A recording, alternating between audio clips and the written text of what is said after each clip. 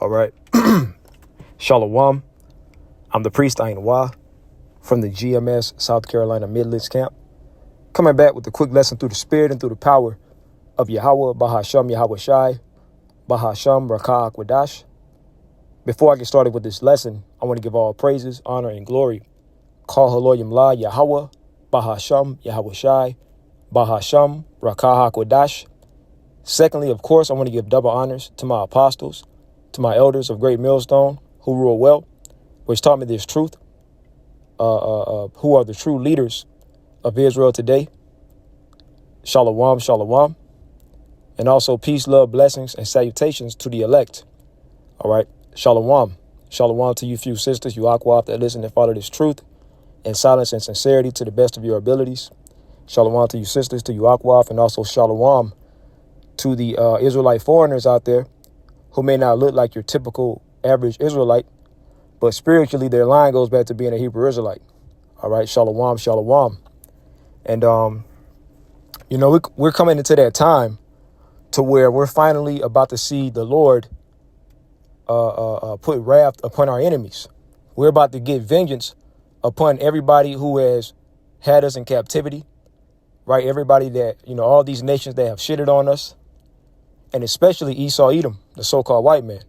He's the number one enemy that we can't wait to get our hands on. But Yahweh Shai is going to get first dibs, you see? So we're coming into that time. You see these prophecies that's coming to pass. It's all leading up to the downfall of all of our enemies, right? When you go to 2nd Esdras 15:1, it reads, "Behold, speak thou in the ears of my people the words of prophecy." And who are the Lord's people? You so-called blacks, you so-called Latinos, you so-called Native Americans, you so-called Hispanics. Okay, we are the Lord's chosen people. And also to the ones that are scattered amongst the nations, the Israelites who are scattered amongst the heathen, right? The Israelite foreigners, because it's all about your seed line, okay? And what determines your seed line? It tells you that in Numbers.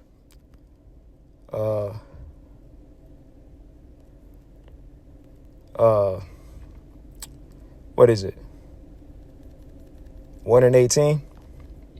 Been a while since I pulled this out. This is Numbers chapter 1, verse 18. And they assembled all the congregation together on the first day of the second month, and they declared their pedigrees after their families by the house of their fathers. So your father is what determines your nationality, because when you go into that word pedigree, it ultimately goes into your generation. As a matter of fact, let me take this off real quick, and let's go into that word pedigree real quick. When you go into it, right, the word is yalad, right? And it says to bear, bring forth, beget. Gender, what determines your nationality, right? The seed of your father. Because when you break it down, who carries the seed? The man or the woman? Seed, and when I say seed, I mean sperm. The man. Okay, so it's only right, and it only makes sense that your father determines your nationality. If you think about a tree, right, it starts from a seed. So if you have an apple seed and you plant that apple seed, it's going to grow into an apple tree. It's not going to grow into a banana tree. Okay. So the seed is what determines your nationality. Okay. And Abaratazah, that makes sense. Try to break it down the best way that I could possibly break it down. Right. Continuing on. To bear, bring forth of child, to be born. Okay, so y'all get the point, right? Numbers 1:18, once again, and they assembled all the congregation together on the first day of the second month. And Salakia, let me turn airplane mode back on because I don't want to be distracted. And they assembled all the congregation together on the first day of the second month, and they declared their pedigrees, right, their line, their lineage, after their fathers by the house of their fathers, according to the number of the names from 20 years old and upward by their polls. So that's what determines your nationality. Okay. So we're coming into that time to where we're about to see the downfall of our enemies. Right now, it says, behold, speak thou in the ears of my people the words of prophecy. And like I said, the Lord's people are you so-called Negroes, you so-called Latinos, you so-called Native Americans, you so-called Hispanics. Okay. And the Israelite foreigners. Now it says the words of prophecy. And that's what it's all about. Prophecy. Now, the word prophecy ultimately means to say something, say that something's going to happen before it actually happens. That's prophecy. That's prophesying. And that's the job of the prophets. It says, which I will put in thy mouth, saith the Lord, because the Lord actually speaks through his prophets. Okay. And cause them to be written in paper, for they are faithful and true. Yeah, the Holy Scriptures, the words of Yahweh Shem Yahushai. Okay. And that's pretty much the point there, because ultimately what I wanted to go into is prophecy.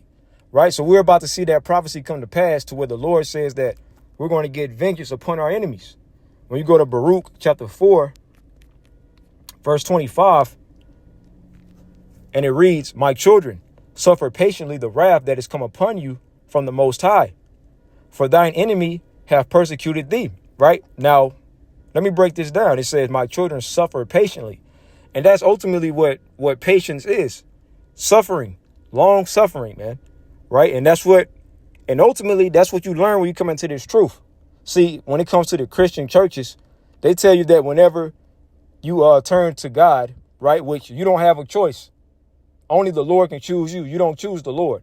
Right. But what they say in the Christian churches is whenever you decide to give your life to God, so to speak, they say that nothing but good things happen and you prosper. And, you know, they preach that prosperity doctrine.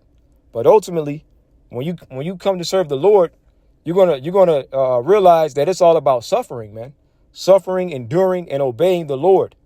Keeping the law, statutes, and commandments of the Lord to the best of your abilities. Okay. Praying to the Lord. Okay. Being diligent, being fervent in your prayers and doing the work and suffering. Right. You're going to get chastised. Sirach 2:1 says, when thou come to serve the Lord, prepare thy soul for temptation. So you're going to be tempted, tested, tried. Right. You're going to get done wrong. Right. But it's all good, because ultimately the Lord is building us up. See, the Lord really is building up the elect for preparing the elect for Jacob's trouble. OK. So when all hell breaks loose, we're going to be battle tested. We're going to be hardened, man. And that's what the word endure means. It means to make hard. OK. So we're going to be hardened. That's why when you read Isaiah 33:6, it says wisdom and knowledge shall be the stability of thy times. The wisdom, knowledge, and understanding of Yahweh Shem Yahushai. And that's what's going to keep you stable when all hell breaks loose. OK. Pretty much being put to the fire, being tested, being tried. OK. The Lord is, and ultimately, what else is the Lord doing? Punishing us for our transgressions, but he's also purging us of our iniquities, building us up. But like I said, we're coming to that time to where we're about to finally see the downfall of our enemies. My children, suffer patiently the wrath that has come upon you from the Most High. For thine enemy hath persecuted thee, but shortly thou shalt see his destruction and shalt tread upon his neck. Okay. So especially Esau Edom, the so-called white man. Okay. Now that goes for these peon, average Joe crackers that you work with or that you see in the grocery store or whatever. But mainly, it's speaking about the elite, because they're the ones that benefit from the blessing that was given unto them by Isaac, man. So they're the main ones that's putting all the hell on Jake, man. Okay, that's poisoning Jake, putting Jake on a real low vibration. So they got to get it, man. You see. So we're about to see the downfall of our enemies, right? Let's go to real quick. Let's go to Deuteronomy chapter 7, verse 6. For thou art an holy people. Oh, Salakia. That's the wrong one. I believe it's, what is it? I think it's Deuteronomy 30:7. Is that it? Salakia. Deuteronomy chapter 30, verse 7. And the Lord Yahweh thy power will put all these curses upon thine enemies and on them that hate thee, which persecuted thee. So the Lord is getting ready to put the curses that was placed upon us. He's about to put them upon our enemies, man. You see? So we just got to suffer this light affliction. We just got to, catch this hell, right? But ultimately, this hell that we're catching is going to benefit us, man. If we endure to the end, pursuant to, Matthew 24:13, it's all about enduring unto the end. You see? I'm going to grab one more. What is that?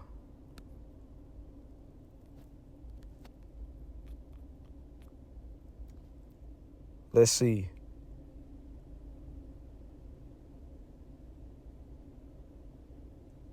I'm going to get right to the point. Micah chapter 5, verse 15. And I will execute vengeance and anger and fury upon the heathen, such as they have not heard. So the Lord is getting ready to put vengeance and execute wrath upon the heathen. And by default, the heathen are our enemies, man. Okay? Every non-Israelite nation is our enemies, especially Esau, Edom. And we're going to get them in captivity for 1,000 years, and we're going to put hell on them, especially Esau, Edom. Now, after that 1,000-year period, Esau is going to be destroyed. He's going to be eliminated. And the heathen, we're going to give them a fair shake. We're going to give them their plots of land where we want them to be at, right? And they're going to have to keep the laws of the Lord, man. And they're not going to be able to keep it perfectly. You're going to have some that buck up, and we're going to put hell on them, right? So, and that's going to be our eternal rest, man, right? That's when the fun begins, man. Well, really, the fun begins when and Lord would not be of that number, when the elect gets beamed up on the fathership, and we get those new bodies, man.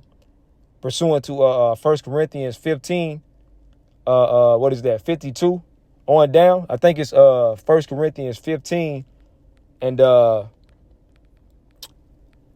is it 52 where it says the moment in the twinkling of an eye. 1 Corinthians 15 and I believe it's 52. When we get those new bodies, this is when the fun starts, man. Really, to be honest, really coming into this truth and knowing the Lord, that's really when our eternal rest begins spiritually, right? Now, of course, we still catch hell. Sometimes we can be low in the spirit, we can be down. But for the most part, you got to think about it, man. We actually understand what's going on. We understand why we catch hell, why we go through the things that we go through, why our people are so fucked up, right, in a destitute state, why we're at the bottom of this society, and we understand the future. So honestly, that gives us rest, that gives us comfort, man. Okay, but physically, it's about to pan out. Well, we're about to get that eternal rest, and that's what we want. Okay, we're ready to see this society, which is being ran by the wicked, Esau, Edom, right? We're ready to see the society fall, man. And we're ready for the world to be ruled in righteousness, man, under Yahweh Shai, under Yahweh Ba'ashem Yahweh Shai. 1 Corinthians 15 and 52, in a moment, in the twinkling of an eye, at the last trouble, for the trumpet shall sound, and the dead shall be raised incorruptible, and we shall be changed. For this corruptible must put on incorruption, and this mortal must put on immortality. So when this corruptible shall have put on incorruption, and this mortal shall have put on immortality, then shall be brought to pass the saying that is written, death is swallowed up in victory. So ultimately, we're about to get that victory over death, okay? Because the Lord is going to put his laws, statutes, and commandments into our inward parts, right? We're going to be able to keep his laws, statutes, and commandments perfectly, and we're never going to go off, meaning the Lord is not going to have a reason to put us to death, okay? So we're going to get the victory. And by default, we're going to be over our enemies. Okay. What is that? Psalms 2 and 8. Psalms 2 and 8. Ask of me, and I shall give the heathen for thine inheritance, and the uttermost parts of the earth for thy possession. So we're about to own the heathen. Okay. It's only right. They've had us in subjection. Right, we've been their servants. They've had us in their possession, and the Lord, and they're not even the Lord's people. So how much more for us? You see, so we're coming in great times. We're about to see the downfall of our enemies, especially Esau, Edom, the wicked. He's the number one piece of shit that we're ready to see get taken down, man. Okay? So we just got to endure it to the end, man. You know? But, like I said, it's going to be short, to the point. Lord willing, this lesson was edifying. I want to give all praises, honor, and glory to Yahweh, Bahasham, Yahweh Shai, Bahasham, Rakakwadash. Secondly, of course, I want to give double honors to my apostles, to the bishops, to the elders of Great Millstone that ruled well, which taught me this truth, who are the true leaders of Israel today, and also peace, love, blessings, and salutations to the elect, man. All right, until next time, I want to say shalom.